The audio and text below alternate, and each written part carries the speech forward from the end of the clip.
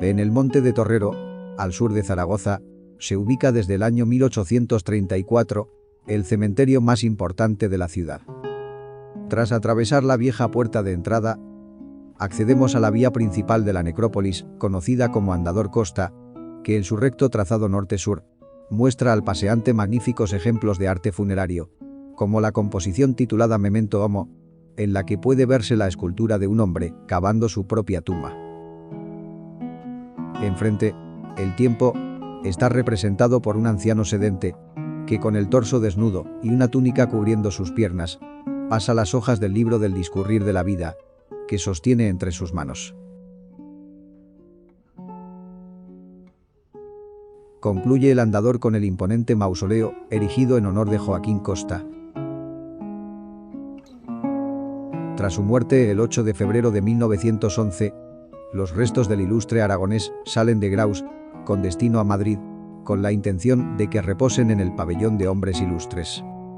Pero los vecinos de Zaragoza lo impiden, y al llegar el tren a la estación del Arrabal, se saca el cuerpo del vagón y se traslada al Ayuntamiento de Zaragoza, donde se instala la capilla ardiente. Y de allí, el 12 de febrero, es conducido al cementerio de la ciudad, donde es inhumado.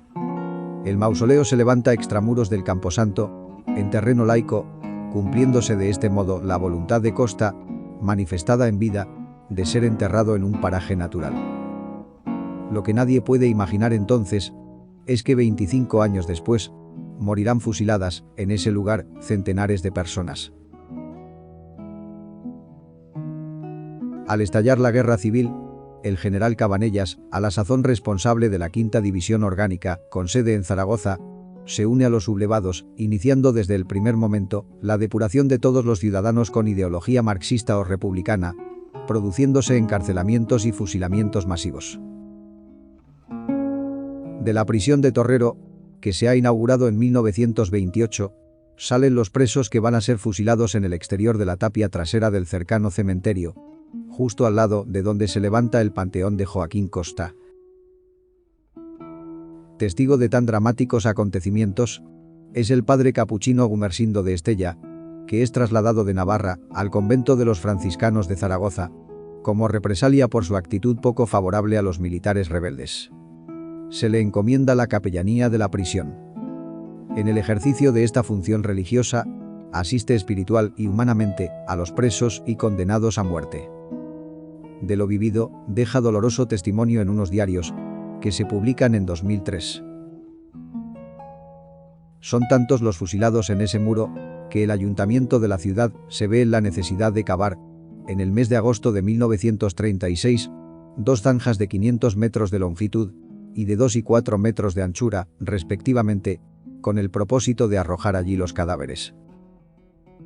Para dirigirnos a ese lugar, es necesario volver sobre nuestros pasos, hasta el punto en el que se encuentran el andador de Costa y el de la fosa común. Este último nos conduce a la plaza del mismo nombre, sobre la que se levanta una hermosa escultura, obra de José Bueno.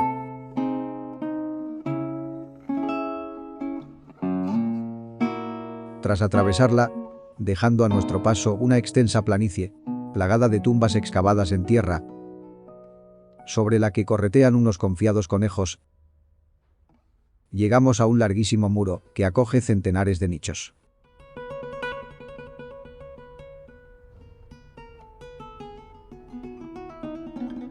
A sus pies, bajo el actual adoquinado, se excavan las zanjas donde se abandonan los cuerpos de unas 2.700 víctimas.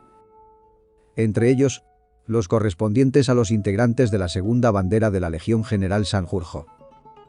Creada en Zaragoza en septiembre de 1936, se alistan en la misma elementos republicanos, originarios del Valle del Ebro, a cambio de no ser fusilados o encarcelados.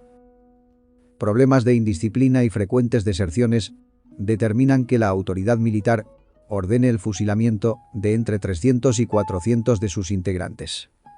La masacre se lleva a término en el entorno de la Academia General Militar, trasladándose los cadáveres a las zanjas que se han abierto en el cementerio de Torrero.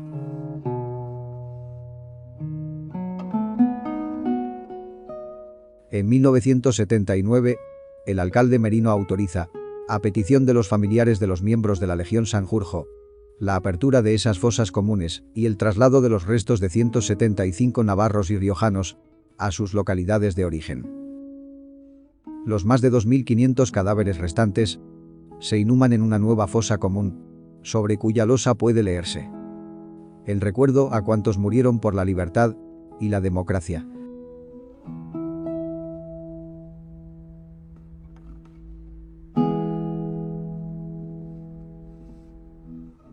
¿Y qué ocurre con los muertos del llamado bando nacional? ¿Dónde reposan sus restos? El 14 de julio de 1942, el Ayuntamiento de Zaragoza adopta el acuerdo de levantar una capilla y 2 manzanas de nichos en las que se reagrupen los restos de 3.936 víctimas. Hoy la capilla es un centro de interpretación de la naturaleza.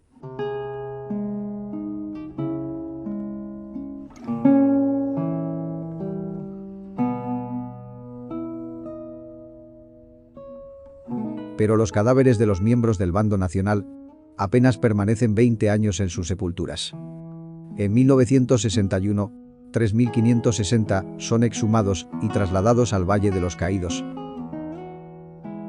Un megalómano proyecto de Franco, que se construye entre 1940 y 1958, por trabajadores contratados por las empresas adjudicatarias de la obra, a los que se van añadiendo, meses después, presos políticos republicanos que se acogen a la redención de penas por trabajo, conmutándose 5 días de prisión por cada día de trabajo, además de percibir un exiguo salario. Los restos de 33.847 miembros de ambos bandos reposan en el conjunto monumental. Pero Zaragoza no renuncia a tener su gran monumento funerario. La iniciativa la promueve en 1941 el alcalde de la ciudad, Francisco Caballero, si bien el proyecto no se concluye hasta 1954. El conocido como Monumento a los Caídos, obra de Manuel Aliaga, se instala en la Plaza del Pilar, en el lugar que hoy ocupa la Fuente de la Hispanidad, y allí permanece hasta 1990, año en el que se traslada al cementerio de Torrero.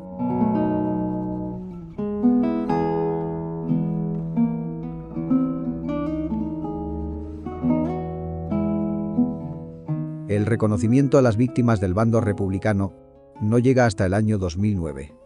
El 29 de septiembre, siendo regidor de la ciudad Juan Alberto Belloc, el plenario municipal aprueba por unanimidad erigir un monumento que recupere la memoria, individual y colectiva, de cuantos mueren víctimas de la persecución franquista.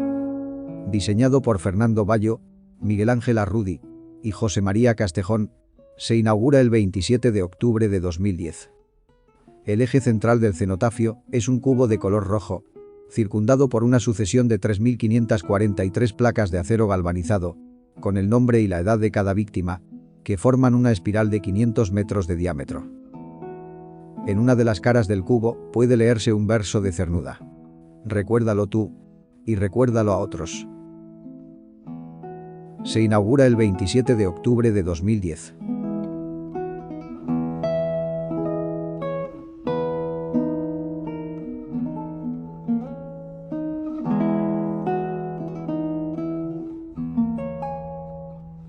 El 20 de agosto de 1946 se produce la ejecución de Nicasio Sanz Quintana, un joven de 23 años, autor, según el diario ABC, de la muerte de 2 policías municipales cuando tratan de detenerle por un intento de atraco. El periódico La Nouvelle Espagne afirma, por el contrario, que se le condena por pegar pasquines antifranquistas en las calles de la ciudad. Es el último fusilamiento que se produce en Zaragoza.